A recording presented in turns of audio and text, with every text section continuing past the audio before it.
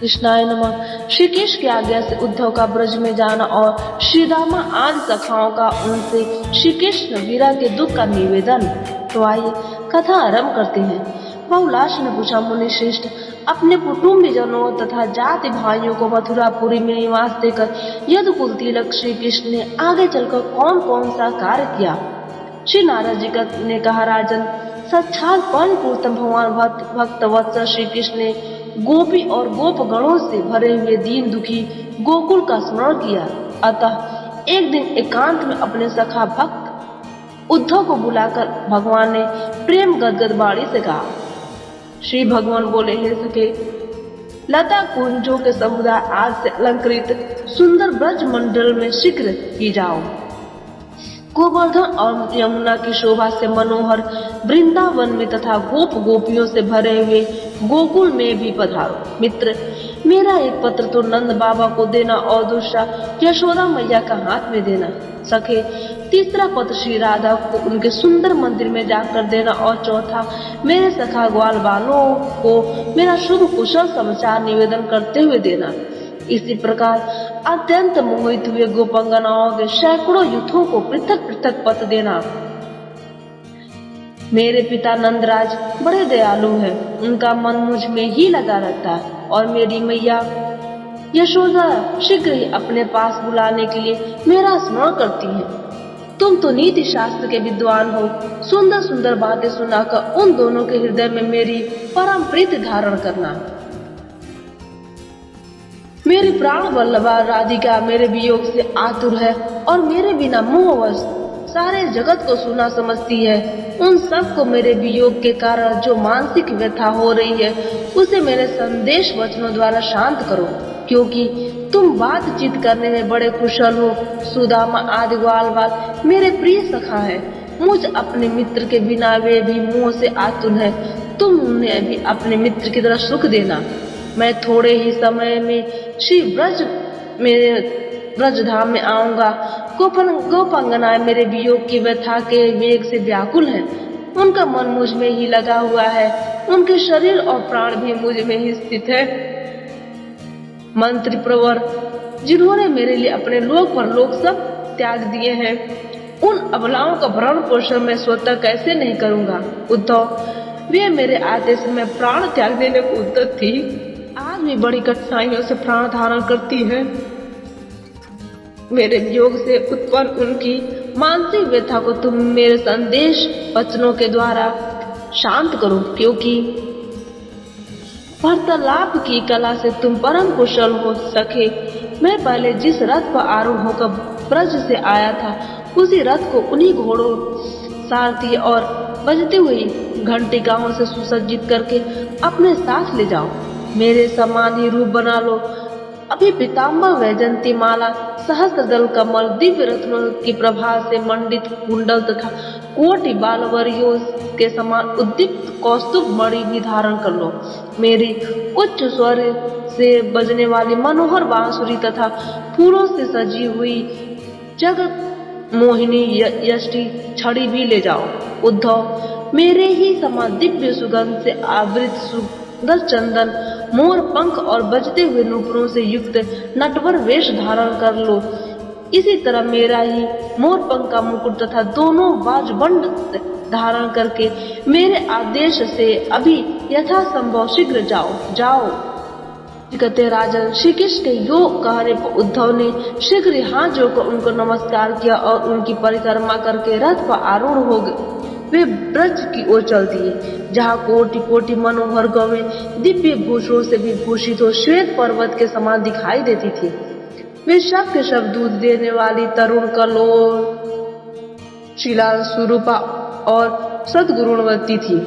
उनके साथ बछड़े भी थे, उनकी पूंछ के बाल पीले थे। चलते समय उनकी मूर्तियां बड़ी भव्य दिखाई देती थी।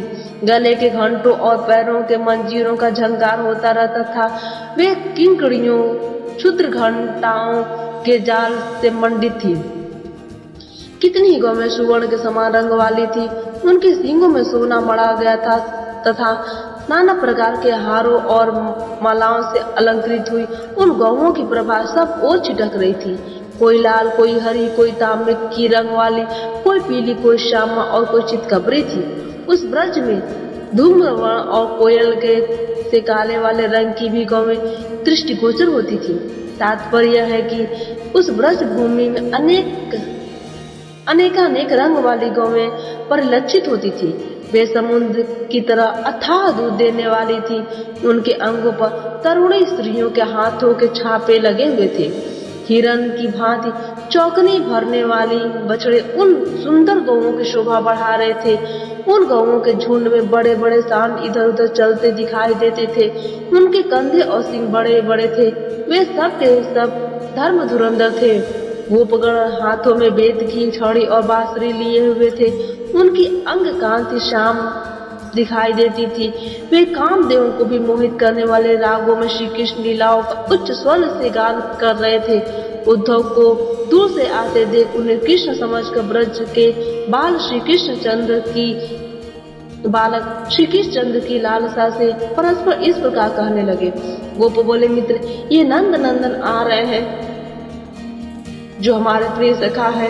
निसंदेह वे ही है। मेघ के समान श्याम कांत शरीफ पीताम्बर, गले में वैजंती माला तथा कानों में रत्नमय कुंडल इनकी शोभा बढ़ाते हैं।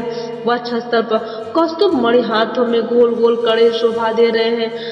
हाथ में सहस्त्रदल कमल धारण करके माथे पर वही मुकुट पहने हुए हैं जो करोड़ों मार्तंडों के तेज को तिरस्कृत कर देता है। वे ही घोड़े और वही किंकड़ी जाल से मंडित रथ है। इस रथ पर बलदेव जी नहीं है, अकेले नंद नंदन ही दिखाई देते हैं।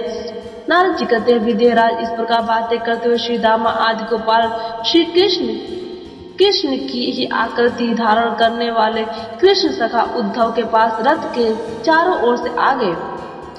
निकट आने पर वे बोले, ये श्री कृष्ण तो नहीं है, किंतु साक्षात उनके ही समान आकृति वाला यह पुरुष कौन है। इस तरह बोलते हुए उन गोपालकों को नमस्कार करके उद्धव ने उन सब को हृदय से लगाया और अपने स्वामी श्याम सुंदर की चर्चा आरंभ की। उद्धव बोले, श्री रामन, यह तुम्हारे सखा श्री कृष्ण का दिया हुआ पत्र है, इसमें संशय नहीं है। तुम इसे ग्रहण करो। ग्वाल बालों सहित तुम शोक न करो। साक्षात श्रीहरि सकुशल है। वे भगवान यादव का महान कार्य सिद्ध करके बलराम जी के साथ थोड़े ही दिनों में यहाँ आएंगे। नारद जी कहते हैं, राजन, उनके हाथ के दिए हुए पत्र को पढ़कर सीधामा आदि ब्रज के बालक बहुत आंसू बहाते हुए गदगद वाणी में बोले। उन्होंने कहा, हे पथिक, निर्मोही नंद नंदन ही में ही हमारा तत्व वैभव, धन, बल और समस्त अतः करण लगा हुआ है। श्री कृष्ण के बिना हमारा ब्रज ही नहीं शून्य हुआ है। हमारे लिए सारा संसार सुना हो गया है। हे महामते, श्री हरि के बिना उनके वियोग के दुख से हम ब्रजवासियों के लिए एक एक क्षण युग के समान, घड़ी मनवंतर के तुल्य, एक एक प्रहर कल्प के समान तथा एक एक दिन आराध्य के सदृश हो गया है। हे उद्धव, एक दिन रात हम दिन रात उसे भुला नहीं पाते। हमारे जीवन में वह कैसी दुष्ट घड़ी आई थी। हम सुंदर यहाँ से चले गए। यद्यपि हम मित्रता के नाते सदा उनका अपराध करते रहते हैं, तथापि हम वनवासियों के मन को उन्होंने सदा के लिए हर लिया है। आज की कथा यहीं पर समाप्त होती है।